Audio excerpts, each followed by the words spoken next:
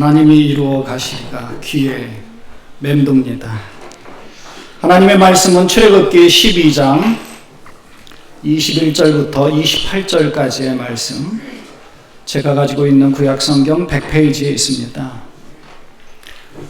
다 찾으신 줄 믿고 다 일어나셔서 교독하도록 하겠습니다.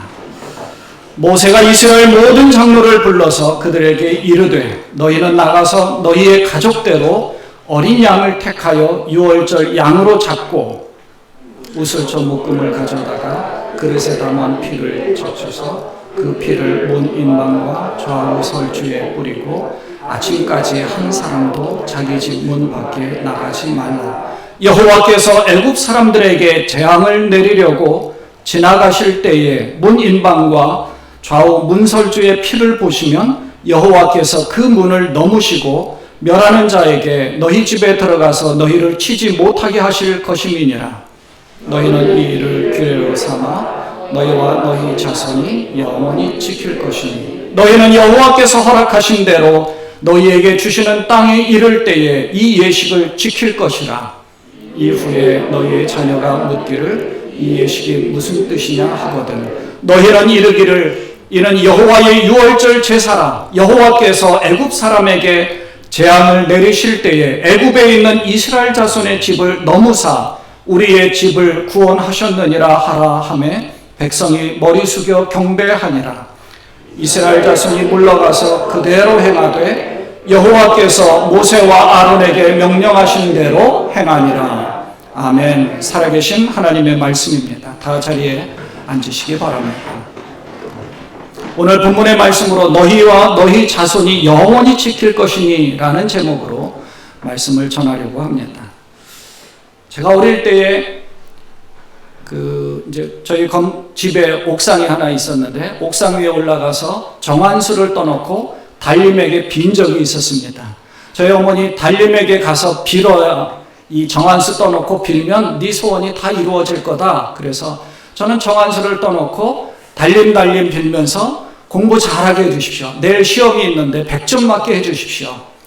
그렇게 열심히 빌었습니다. 정말 그 다음날 제가 100점을 탁 맞았으면 아마 믿었을지 모르겠습니다. 근데 그 다음날 50점 밖에 못 맞았어요. 그러니까 아무리 빌어봐야, 정한수 떠놓고 빌어봐야 소용이 없는 겁니다. 70년대 말 80년대 초에 서울에 대형 교회들이 많이 생겼을 때입니다. 대학을 다닐 때 가끔 그런 대형 교회에 가서 예배를 한 적이 있었습니다. 그때는 몰랐지만 그때는 목사님들이 믿음을 많이 강조를 하셨어요.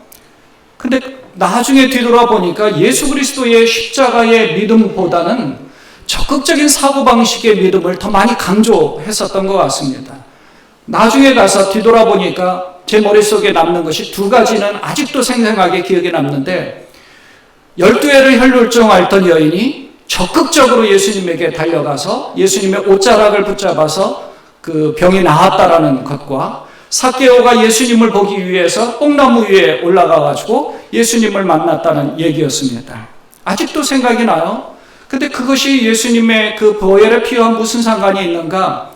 근데 그분들은 그런 것을 보다는 더 많이 적극적인 사고방식, 긍정적인 사고방식을 가지면 된다 하는 쪽으로 많이 설교를 하셨던 것 같아요.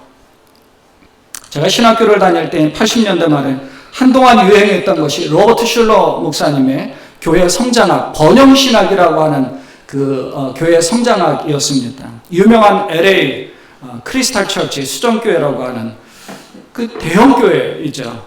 한국에 계시는 많은 목사님들이 패키지로 해서 미국 교회를 탐방을 할 때 꼭 가던 그런 교회였습니다. 저도 미국에서 서부에서 저희 조카가 결혼을 할 때 한번 방문을 해본 적이 있었습니다. 어마어마한 교회 건물 캠퍼스, 이게 교회인가 정말 싶더라고요. 크리스탈 처치가 그렇게 성장한 배경에는 이 로버트 슐러 목사님이 아이디어가 참신했고 남들보다도 더 앞서 나가는, 물론 능력이 있으신 분입니다. 그래서 자동차에서 직접 예배를 할 수 있는 그런 자동차 예배 공간을 마련을 한 아이디어, 그것은 50년대, 60년대에 그랬고, 70년대 와서는 TV가 대중화되기 바로 직전, 대중화될 무렵 해서 방송 설교를 시작을 했습니다. 한때는 200만 명이 그 설교를 시청을 했다고 하니까 대단한 그 센세이션을 일으켰던 것이죠. 한편으로는 복음이 확산되니까 정말 좋겠다라고 생각이 들었습니다.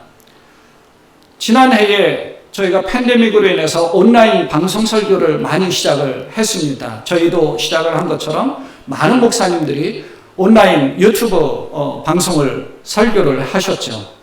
교인이 한 100명밖에 안 되는데 수백 뷰가 있다고 합니다. 어떤 분들은 교인 수보다도 한 10배, 20배의 그 설교를 시청을 하는 그 유튜브 방송 시청이 있다고 해서 교회를 이렇게 건물로 하지 말고 온라인으로 해야 되나? 그래서 그렇게 전환하는 분들도 계시다고 얘기를 들었습니다. 얼핏 생각하면 정말 복음이 확산이 되고 많은 분들이 정말 설교를 듣고 하나님께로 집중하고 하나님 말씀 가운데 거하는구나 생각이 드는 것 같아요. 근데 실질적으로 지난해 통계에 의하면 전체적으로 교인 수는 급감했습니다. 교회에 모여서 아직까지는 성전에 모여서 예배하는 것이 조심스러우니까 못 모이기도 하지만 통계에 의하면 내 교인이다 혹은 기독교인이다라고 하는 내가 크리스찬이라고 밝히는 사람의 숫자는 수직 낙하한 겁니다. 많은 사람이 정말 방송 설교도 듣고 또 열심히 말씀 가운데 거하는 것처럼 보이는데 왜 이렇게 됐을까요? 조금 전에 말씀드렸던 이 크리스탈 처치는 10년 전에 문을 닫았습니다. 한마디로 망한 거죠. 왜 망했을까요? 여러 가지 문제는 많이 있었을 것입니다. 미국의 인구가 줄어서 망했을까요? 아닙니다. 여러 가지 문제가 많이 있었지만 문을 닫을 수밖에 없게 교인 수는 급감했습니다. 그 중에 큰 이유는 다음 세대를 키우지 못했다는 거예요. 어린아이, 또 청소년층, 젊은 층은 교회에서 많이 빠져나갑니다. 안타까운 일이죠. 사실 우리 이민사회도 그렇습니다. 굉장히 아직도 저희가 숙제처럼 고민하고 기도하는 문제가 바로 이런 문제죠. 지난해 사실 우리 미국 뉴저지 내에서도 문을 닫은 교회는 상당히 많이 있습니다. 문을 닫을 수밖에 없죠. 함께 모이기가 힘든데요. 아직도 노스 버겐 쪽에서는 미국 교회가 아직 오픈하지 못해서 저희 교단의 한 두세 분의 목사님은 한국 교회 우리 이제 모임을 해야 되는데 교회에서 못 모인다고 해요. 못 모이게 본인들도 안 모이니까 교회를 아예 클로즈 해 놓은 것입니다. 조심스러우니까요. 미국의 기독교도 굉장히 많이 쇠퇴했어요. 유럽의 기독교는 더할 나위 없이 급격하게 쇠퇴했죠. 웅장하게 큰 교회들은 사실 카페나 음식점으로 변한 교회들도 사실 많이 있습니다. 우리가 우리 지역에서도 그런 교회를 몇 군데를 봤어요. 교회가 문을 닫아서 카페로 바뀌고 음식점으로 바뀌는 것은 마음 아픈 일입니다. 근데 그나마 좀 괜찮은 게 그 교회가 힌두 성전으로 팔리고 또 모스크로 바뀌는 경우가 또 허다합니다. 그러니까 미국 내에서 제가 90년에 그 잉글랜드의 런던에 이제 단기 선교로 한 2달 반 간 적이 있었는데요. 그때 벨지움에서 선교 훈련을 받고 그곳에 이제 갔었는데 그때 당시에 많이 얘기 들리는 것이 모슬렘들의 타깃이 런던이었다는 거예요. 당시에 런던이 아직도 그 위력이 대단하니까 런던을 장악하기 위해서 굉장히 많이 투자를 한다는 겁니다. 돈을 풀기도 하고 많은 사람을 보내기도 하고 런던은 급격하게 사실 모스크로 많이 바뀌어 갑니다. 근데 제가 2001년에 미국에 왔는데 미국에 와서 보니까 모스크들이 몇 군데 있었어요. 근데 20년 전이잖아요. 근데 20년이 지난 지금에 와서는 모스크는 훨씬 더 많아졌습니다. 힌두 성전도 훨씬 더 많아졌어요. 어쩌면 이 에디슨 중심으로 인도 사람이 많아서 그런지도 모르겠습니다. 마음 아픈 일이죠. 교회가 팔려서 음식점이나 카페가 되는 것보다도 모스크로 바뀌고 힌두교에 팔린다는 것은 더 마음 아픈 일입니다. 그래서 우리가 더 기도하고 경각심을 갖고 대처해 나가는 방안도 우리가 모색을 해야 되는 것이죠. 오늘 본문에 보면 이스라엘 백성들이 출애굽하기 바로 직전에 애굽에 내린 10번째 재앙을 통해서 하나님께서 이스라엘 백성들에게 당부하는 겁니다. 24절 말씀에 보면 너희는 이 일을 규례로 삼아 너희와 너희 자손이 영원히 지킬 것이니, 영원히 지키라고 했어요. 이 일이라는 얘기는 유월절을 말하는 겁니다. 유월이라는 것은 넘어가다라는 말입니다. 넘어가다. 애굽에 9가지의 재앙이 임했음에도 불구하고 바로는 그 마음의 완악함을 누그러뜨리지 않았어요. 그래서 하나님께서 10번째의 재앙인 장자의 죽음을 그 애굽에 내리시는데 23절에 보면 문인방과 좌우 문설주에 피가 있으면 하나님의 사자가 멸하시는 자가 그것을 그냥 지나간다는, 넘어간다는, 패스오버 한다는 거죠. 그래서 유월한다는 것으로 유월절이라고 말씀하고 그 유월절을 지키도록 한 것입니다. 26절에 보면 나중에 이 자녀들이 이 예식이 무슨 뜻인가 하고 물으면 애굽에 재앙을 내리셨는데 하나님께서 우리의 집을 그냥 넘어가셔서 우리가 구원을 받았다. 그래서 내가 살 수 있었고 네가 살 수 있었다라고 알려주라는 겁니다. 우리 집사님 찬양하신 것처럼 하나님이 주인이 되시는 가정, 하나님이 끌어가시는, 하나님이 해주셔야 되는 거예요. 조금 전에 말씀드린 것처럼 적극적인 신앙, 적극적인 사고방식, 긍정적인 신앙, 긍정적인 힘, 도움이 됩니다. 그건 마인드 컨트롤이에요. 그거는 신앙이 아닙니다. 믿음이 아니에요. 정말 믿음은 예수 그리스도의 유월절입니다. 왜 유월절이 예수 그리스도의 십자가를 예표하는가 하면 예수님께서 이 유월절에 좌우 인방과 문설주에 피를 발랐을 때에 죽음의 사자가 그곳을 그냥 패스오버 넘어가는데 예수님이 이 어린 양을 예표하기 때문에 그렇습니다. 그래서 우리 모두는 다 죽을 수밖에 없고 멸망할 수밖에 없고 지옥으로 갈 수밖에 없고 이 세상을 산다 하더라도 지옥의 삶을 살아갈 수밖에 없었는데 예수님께서 우리를 대신해서 어린 양이 되셔서 우리의 집에 좌우 인방과 문설주에 이렇게 쫙 발라주신 거예요. 예수님의 십자가의 피가, 예수님의 찢기신 몸이. 그래서 이 하나님은 이 날을 기념하여 절기로 영원히 지키라고 말씀한 것입니다. 여러분, 만약 양의 피를 바르지 않았더라면 어떻게 됐을까요? 장자가 다 죽는 거예요. 왜 장자라고 얘기했느냐 하면 장자는 그 집을 대표하는 가정의 상징이기 때문에 그렇습니다. 장자가 죽는, 나는 둘째니까 여기 계신 분들도 저도 이제 차남이라서 나는 장자가 아닙니까? 이렇게 생각할 수 있지만 아니요. 장자는 대표하기 때문에 결국 멸망당하는 겁니다. 장자의 죽음이 임하면 결국은 그 집의 생명은 다 끊어지는 겁니다. 가정이 망하는 거예요. 가정이 멸망하면 존재할 수가 없는 거죠. 내가 존재할 수 있었던 것은 하나님께서 은혜를 베푸신 겁니다. 이스라엘 백성들이 애굽에 내린 재앙을 어떻게 피할 수 있었겠습니까? 적극적인 사고방식으로 피할 수 있을까요? 피할 수가 없어요. 우박이 내렸는데 우박이 내려서 겨우 남아있는 그 양식까지도 메뚜기가 다 먹어버렸어요. 그리고 흑암이 3일간 있었습니다. 그곳에 살 수가 없어요. 거기서 어떻게 적극적인 뭘 해서 살 수 있겠습니까? 살 수가 없는 거예요. 그런데 하나님께서는 이스라엘 백성들에게는 은혜를 베풀어 주셨어요. 이 이스라엘 백성들이 살고 있는 고센 땅에는 우박이 내리지 않도록 했고 메뚜기가 있지 않도록 하고 흑암의 권세가 임하지 않도록 했습니다. 장자의 죽음은 이스라엘 백성들로 하여금 그 기억을, 어린 양을 잡는 기억을 대대로 후손들에게 알리기 위해서 뭔가를 액션을 취하도록 한 겁니다. 그 이전까지는 아무것도 하지 않았어요. 하나님이 그쪽은 안전하게 해주셨어요. 이스라엘 백성들은 뭔가 한 것이 아무것도 없었습니다. 하나님의 은혜였죠. 근데 마지막 10번째 재앙은 이스라엘 백성들은 뭔가를 해야 됐어요. 뭐를 해요? 양을 잡는 겁니다. 지금 우리가 구원을 받기 위해서는 뭔가를 해야 돼요. 적극적인 사고방식으로가 아니라 그리스도를 믿는 믿음입니다. 이 믿음이 없이는 아무것도 할 수 없는 거예요. 적극적으로 달려가도 안 되는 거예요. 정한수도 놓고 아무리 빌어봐야 아무 소용이 없는 겁니다. 할 수 있는 게 없는 거예요. 항복해야 되는 거죠. 하나님, 내가 할 수 있는 것이 아무것도 없습니다.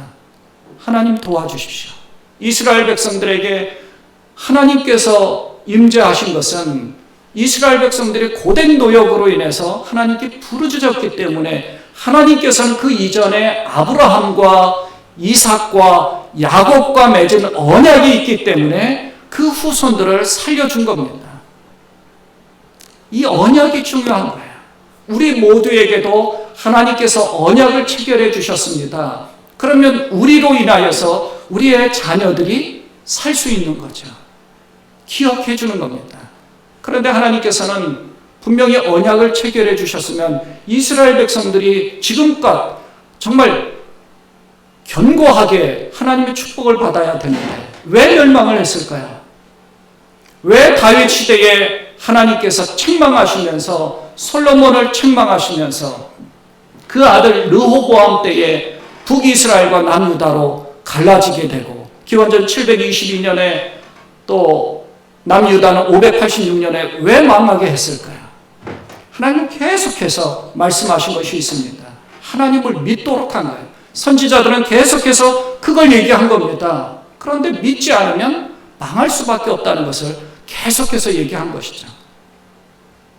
우리의 자녀들이, 우리의 후손들이 하나님을 믿음으로 기억하여서 하나님께 부르짖었다면 하나님은 여러분과 저와 하나님과의 사이에 맺은 언약을 하나님이 기억하셔서 우리의 자녀들에게 은혜를 베푸시고 축복해 주실 겁니다. 그런데 자녀들도 하나님을 믿지 않고 예수님을 믿지 않으면 어떻게 돼요? 바벨론의 포로가 되고 망하듯이 망할 수밖에 없는 것이죠. 여러분 생각해 보십시오. 한 집 한 집 이 애굽의 장자들이 죽어갑니다. 저 멀리에서 포성이 울리듯이 한 집 한 집 차츰차츰 통곡 소리와 절규하는 소리와 안 돼 하는 그 외치는 소리에 그 소리들이 차츰차츰 와요. 근데 우리 집에 딱 왔는데 얼마나 무섭겠어요. 얼마나 두렵겠어요. 그런데 하나님께서 분명히 약속해 주셨잖아요. 좌우 임방과 문설주에 쫙 양의 피를 발라놓으면 안심해도 됩니다. 안심해도 되는 거예요. 구원받은 자의 삶은 바로 이런 것입니다. 절규하는 소리가 곳곳에 막 들렸어도 안심할 수 있는 거예요. 근데 양의 피를 바르지 않았다면 어떻게 됐을까요? 창자를 끌어안고 제발 하면서 그렇게 했겠지만 이 품에 끌어안아 있어도 결국 죽을 수밖에 없는 그런 상황이 되는 것입니다. 그래서 이 유월절을 꼭 기억하라고 하는 겁니다. 유월절을 꼭 너희와 너희 자손이 영원히 지켜라. 뭔가 액션을 취하도록 한 이유가 바로 여기에 있습니다. 이거 뭐예요? 왜 우리가 이거를 하는 거예요? 그러면 액션을 취한 이유를 설명할 수 있는 거잖아요. 그런데 우박이나 혹은 메뚜기 떼나 혹은 흑암의 그 권세 가운데서 재앙이 내렸는데 아무것도 한 일이 없다. 그럼 자손들이 이게 뭐예요? 할 게 아무것도 없어요. 그러니까 양을 잡는 거죠. 갈라디아서 5장 1절에 사도 바울은 갈라디아서를 통해서 다시는 분명히 하나님께서 은혜를 베풀어 주시고 유월하게 해 주셨으니까 이거를 잊지 말라고 당부합니다. 갈라디아서 5장 1절에 그리스도께서 우리를 자유롭게 하려고 자유를 주셨으니 그러므로 굳건하게 서서 다시는 종의 멍에를 매지 말라. 우리가 지난주에 외웠었죠. 암송했었죠. 굳건하게 해서 다시는 종의 멍에를. 왜요? 나는 이제 그리스도인으로 나는 구원받은 자이니까. 예수님이 우리를 대신해서 죽었으니까 우리는 죄의 노예로 죄의 종로를 타면 안 된다는 겁니다. 오늘 본문 바로 이전에 보면 모세가 이 유월절의 절기를 꼭 지키도록 당부하면서 적어도 3가지를 우리에게 지키도록 당부를 합니다. 출애굽기 12장 14절부터 16절 말씀을 보면 너희는 이 날을 기념하여 여호와의 절기를 삼아 영원한 규례로 대대로 지킬지니라. 대대로 지키라고 했어요. 지키면 안심이 되는 겁니다. 지키면 하나님의 보호와 인도하심을 받을 수 있는 거예요. 이게 첫 번째입니다. 두 번째는 너희는 이레 동안 무교병을 먹을지니 그 첫날에 누룩을 너희 집에서 제하라. 7일 동안 누룩이 들어가지 않은 무교병, 이 빵이 이렇게 부풀어져야 되는데 그 누룩을 넣지 않은 그냥 맛없는, 이스라엘 갔더니 정말 맛없는 그 전병을 먹는데 아무 맛이 없어요. 근데 그걸 먹으라고 했어요. 왜 그렇게 먹으냐면 빨리 출애굽을 해야 되니까 시간이 없는 거예요. 누룩을 넣는. 근데 누룩이라는 것은 신약에 와서 죄를 상징을 합니다. 부풀어지는 거예요. 우리 마음속에 조그마한 잘못, 조그마한 잘못된 생각, 혹은 조그마한 죄, 이런 것들이 있으면요, 그게 눈덩이처럼 커져갑니다. 조그마한 눈덩이, 왜 우리 그 겨울에 눈사람 만들잖아요. 그 눈덩이가 점점 굴리다 보면 커져가잖아요. 빨리 털어버리지 않으면 안 된다는 거예요. 그래서 죄를 낳게 되는데 그 죄가 더 커지면 꼼짝달싹 못하게 된다는 겁니다. 그 죄는 나를 더 억눌러 버리는 거예요. 야고보서 1장 15절에 그래서 욕심이 잉태한 즉 죄를 낳고 죄가 장성한 즉 사망을 낳느니라. 그러면 그 조그마한 욕심 혹은 잘못된 생각 혹은 죄를 짓게 된 이런 것들을 빨리 털어버리고 주님 앞에 용서를 구하면 되는 겁니다. 주님이 용서해 주는 거예요. 모든 죄, 어떤 죄든지 주님은 용서해 주시는데, 그런데 이 죄를 가지고 있으면 안 된다는 거죠. 여기 누룩을 너희 집에서 제하라 라는 것은 무슨 얘기예요? 유혹을 없애라는 거예요. 갖고 있다 보면 죄를 짓게 되는 거예요. 가지고 있다 보면 저렇게 해야 되겠다. 가지고 있으면 욕심이 나는 것도 있고요. 계속 한 번 보고 두 번 보면 선악과가 되는 겁니다. 먹게 되는, 보암직하고 먹음직하고 지혜롭게 할 만큼 탐스러운 열매라고 했잖아요. 안 보면 되는 거예요. 그래서 주님은 없애라고 하는 겁니다. 일전에 말씀드렸죠. 여리고성을 6일 동안 하루에 한 바퀴씩 돌아요. 아무 소리도 하지 말라 그래요. 왜요? 부정적인 말 한마디 하면 확 퍼집니다. 이거 이런다고 성이 무너져? 라 그러면 그래 뭐 너네끼리 해. 그러면 한두 명 빠져버리면 차츰차츰 그룹져서 빠지게 되겠죠. 그럼 전체가 다 이거 안 된대 하면서 마지막 7일째는 7바퀴를 돌아야 되는데 7일째 3바퀴, 4바퀴, 5바퀴, 6바퀴를 돌았는데도 무너지지 않았더라면 부정적인 생각이 확 들어오겠죠. 누군가가 한마디 하면 확 퍼질 수 있겠죠. 그러지 말라는 거예요. 세 번째는 첫날과 7째 날에 성회가 있는데 이 두 날에는 아무 일도 하지 말라 그래요. 성회, 우리로 치면 예배하라고 하는 겁니다. 주일 일하지 말고 예배하라고 한 거예요. 근데 성회만 했느냐 하면 사실은 그렇지 않은 거죠. 이게 무슨 날이냐라고 물어보면 그걸 다음 세대에 가르쳐주고 모르는 사람에게 가르쳐주는 그런 일들이 많이 있다 보니까 6월절이 유지가 되는 겁니다. 그 6월절이 유지가 된다는 얘기는 하나님께서 지켜주셨다는 것을 인식하게 되는 거죠. 하나님이 하신 일이다. 내가 한 일이 없다라는 것을 인정하는 겁니다. 구원받기 위해서 내가 해야 할 일은 한 가지 일 같지 않은 일이 믿음입니다. 예수 그리스도의 십자가를 믿는 믿음.